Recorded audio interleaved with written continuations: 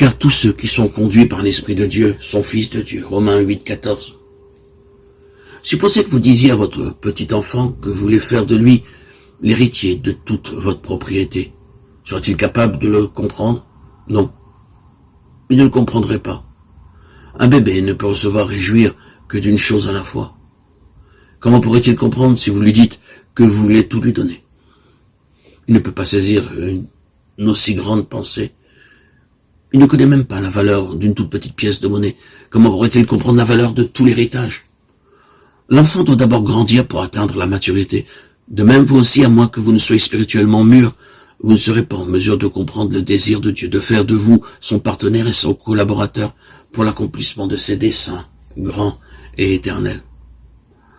Nous voyons dans le livre de Daniel comment Dieu choisit quelques jeunes hommes à travers eux couvris de honte, de haute autorité, et comment, par la même occasion, il fit prévaloir la loi et la justice.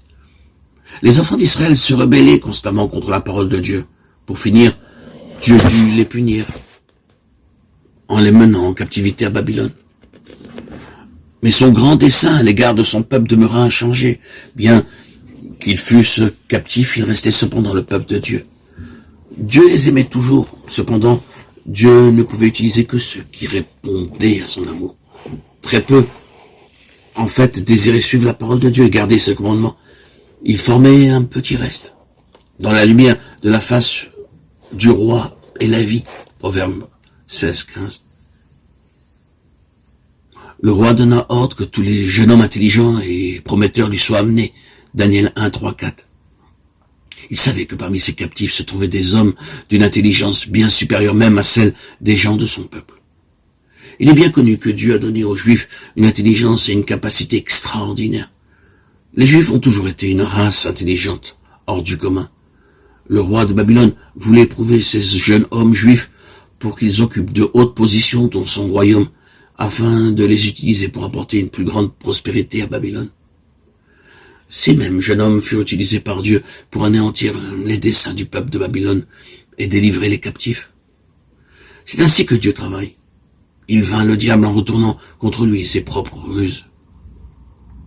Je vais vous donner une illustration. Les pharisiens et les sadducéens trouvaient toujours à redire des paroles du Seigneur Jésus. Les pièges même qu'ils tendirent au Seigneur devinrent leur occasion de chute. Un jour, ces hommes amenèrent au Seigneur une femme surprise en flagrant délit d'adultère, Jean 8, 4. Selon la loi, elle devait être lapidée. Le Seigneur leur dit que celui de vous qui est sans péché jette le premier la pierre contre elle. C'est ainsi que le Seigneur les confondit constamment. Quelle merveille! C'est si merveilleux, ces paraboles. Elles me portent tellement, m'enthousiasment tellement.